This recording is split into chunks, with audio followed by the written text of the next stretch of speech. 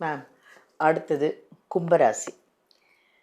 நிறைய ராசிகளுக்கு நிறைய விஷயங்கள் நீங்கள் நிறைய பேருக்கு தெளிவாக அழகாக இந்த ராசி உள்ள அத்தனை பேருக்கும் சொன்னீங்க. இப்போ கும்பராசி, இந்த கும்பராசிக்கு இந்த குரு பெயர்ச்சி பலன்கள் எப்படி இருக்கு?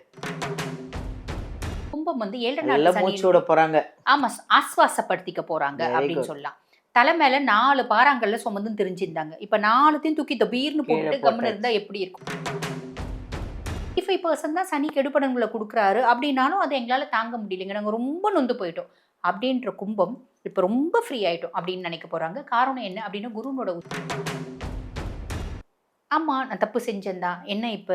நீங்கலாம் தப்பு செஞ்சீங்க. நீங்க தப்ப வந்து அதாவது உங்களோட தப்பு மாட்டிக்காத வரைக்கும் நீங்க நல்லவங்க. என் தப்பு மாட்டிக்கிச்சு. நான் கெட்டவனாவே இருந்துட்டு போறேன். எனக்கு அப்ப தோணுச்சு. மனசு வந்து புத்தி பேதலிச்சு போச்சு. அதனால செஞ்சுட்டேன் பரவாயில்ல, அப்படின்னு ஒத்துப்பாங்க. ஹானஸ்டி அது கும்பத்துக்கிட்ட உண்டு. அதே மாதிரி இந்த ஜாதி, இனம், மதம், மொழி அப்பாற்பட்டு ஒரு காதல் வருது அப்படின்னா கும்பத்துக்கு உண்டு. அந்த பிள்ளை என்ன நம்புச்சு, நான் என்ன பண்ணட்டும்? நான் வந்து அவளை திருமணம் பண்ணி தானே ஆகணும். அந்த பையன் என்ன நம்பினா நான் என்ன பண்ணட்டும்? நான் அந்த பையனை வந்து அந்த நம்பிக்கைக்கு நான் வந்து பார்த்தீங்கன்னா துரோகம் வந்து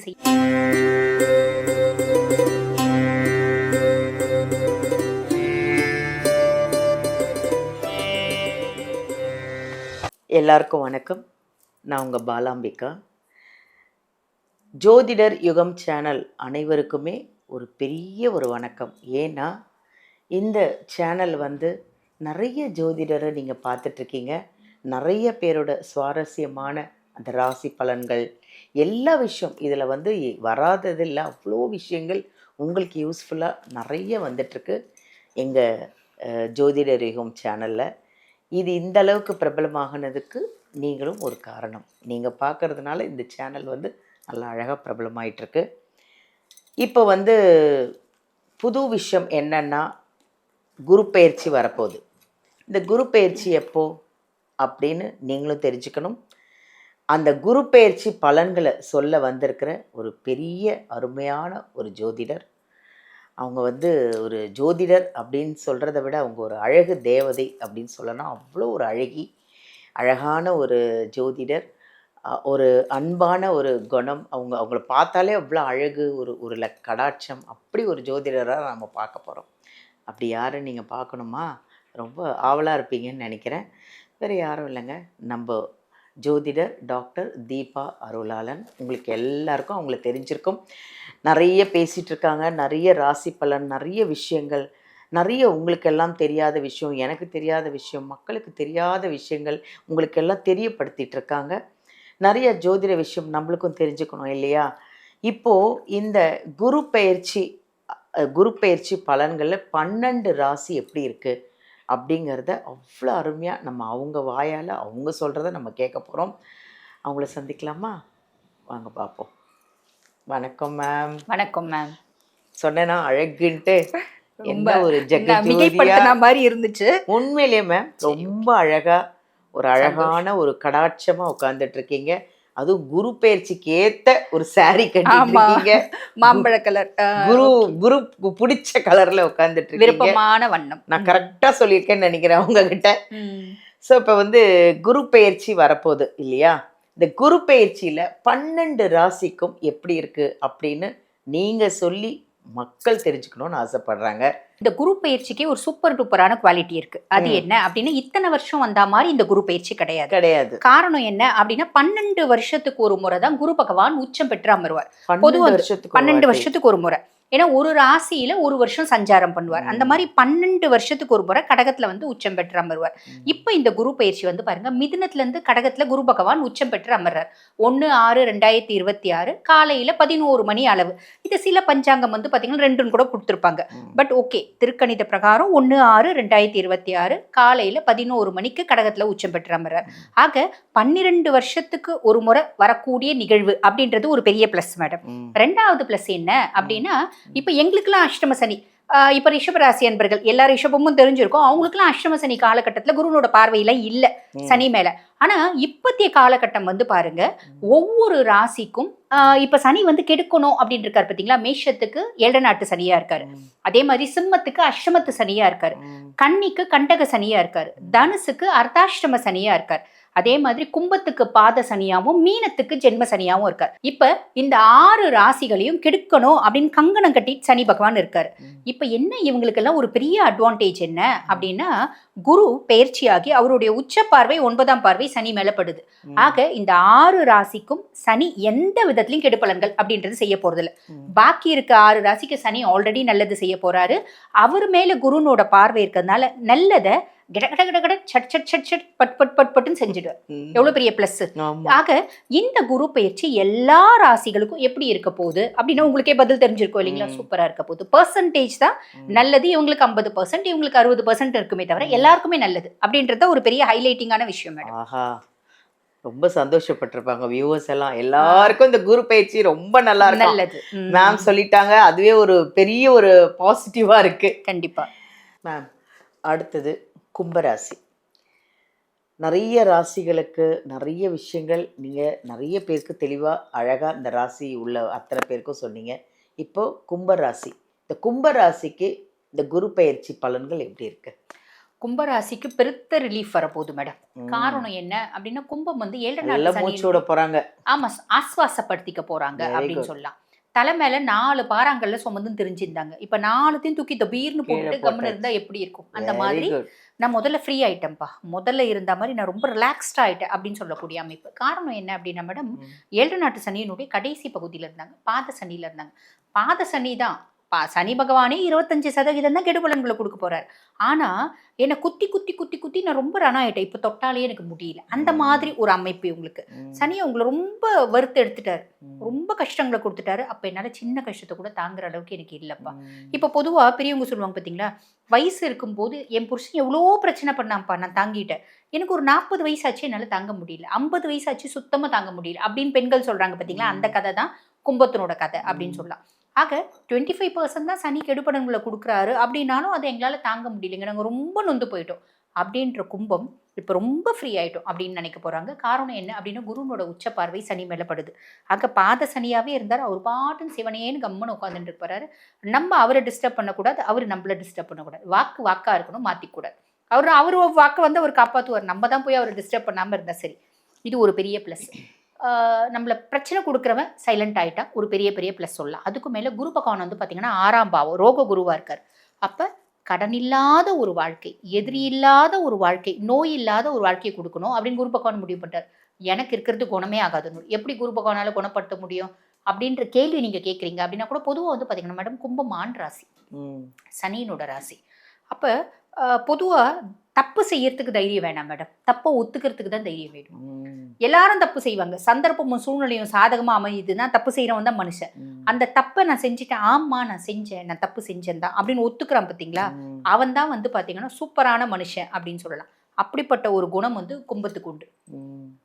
ஆமா நான் தப்பு செஞ்சேன் தான், என்ன இப்போ நீங்கள்லாம் தப்பு செஞ்சீங்க, நீங்கள் தப்பை வந்து அதாவது உங்களோட தப்பு மாட்டிக்காத வரைக்கும் நீங்கள் நல்லவங்க, என் தப்பு மாட்டிக்கிச்சு நான் கெட்டவனாகவே இருந்துட்டு போகிறேன், எனக்கு அப்போ தோணுச்சு, மனசு வந்து புத்தி பேதலிச்சு போச்சு, அதனால செஞ்சுக்கிறேன். ஹானஸ்டி அது கும்பத்துக்கிட்ட உண்டு. அதே மாதிரி இந்த ஜாதி, இனம், மதம், மொழி அப்பாற்பட்டு ஒரு காதல் வருது அப்படின்னா கும்பத்துக்கு உண்டு.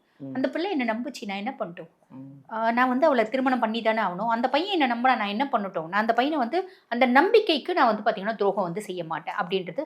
வாழ்க்கையில் ஒரு முறையாவது நான் பிஸ்னஸ் பண்ணி பார்க்கணும், அது வந்து லாபமா நஷ்டமா எனக்கு கவலை கிடையாது, நான் பண்ணுவேன். இந்த மாதிரி நிறைய ஸ்திரமான எண்ணங்கள் கும்பத்துக்கு உண்டு. அப்போ கடன் இல்லாத ஒரு வாழ்க்கை அப்படின்றத வாழ போகிறாங்க. குணமே ஆகாத நோயினா எப்படி குணம் ஆகும்? ரொம்ப சிம்பிள், வைத்தியத்தினால அந்த நோயினோட வீரியம் இல்லாமல் நம்ம நிம்மதியாக இருப்போம். கடனை அடைக்கணும் அப்படின்னு நம்ம கொஞ்சம் பிளான் பண்ணுறோம் அப்படின்னா சனி அதுக்கான ஆப்பர்ச்சுனிட்டிஸ் கிரியேட் பண்ணி கொடுப்பார். முதல்ல சனியும் கிரியேட் பண்ணுவார், அதுக்கும் மேலே குரு பகவான் ரோக குரு வந்து கிரியேட் பண்ணுவார் அப்படின்னு சொல்லலாம். அப்போ கடன் இல்லாத ஒரு வாழ்க்கை அப்படின்றது வாழ போகிறாங்க. அதுக்கு மேலே எதிரிகள் யாரும் இருக்க மாட்டாங்க, நாங்களே நொந்து போயிருக்கோம், நான் போய் எங்கே உங்ககிட்ட சண்டை போடுறது, உங்ககிட்ட பிரச்சனை பண்ணுறது அப்படின்ற ஒரு மைண்ட் செட்.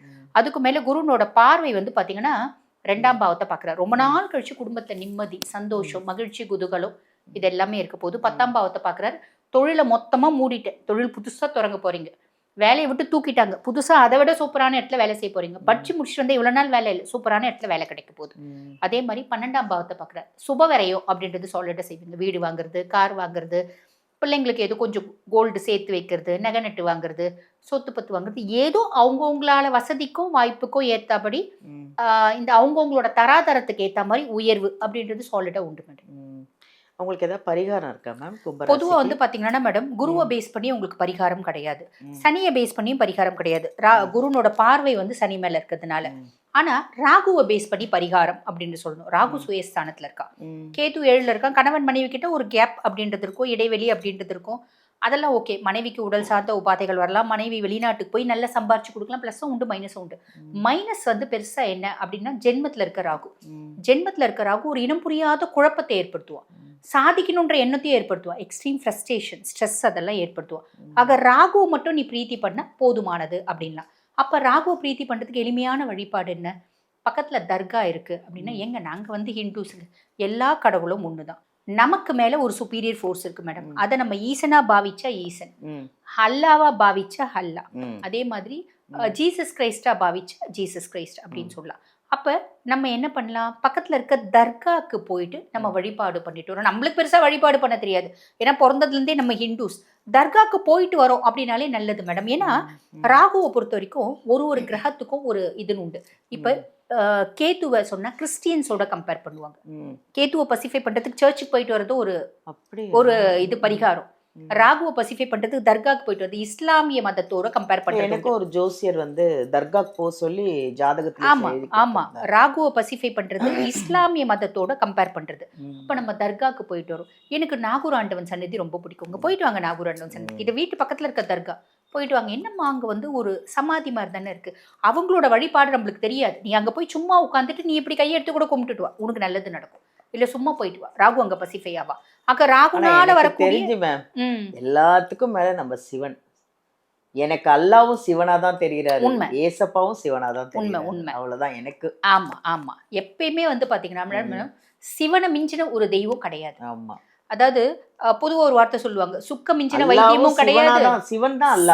ஆமா, ஏசப்பா எல்லாமே நம்ம சிவன் தான். ஆமா, உண்மை. இவங்க வேறுபாடு இவங்க எடுத்திருக்கலாம், நமக்கு மேல ஒரு சுப்பீரியர் ஃபோர்ஸ் மேடம். அதுதான் பொதுவா வந்து பாத்தீங்கன்னா சொல்லுவாங்க மேடம், சுக்க மிஞ்சின வைத்தியமும் கிடையாது, சுப்பிரமணியனை மிஞ்சின கடவுளும் கிடையாது அப்படிம்பாங்க.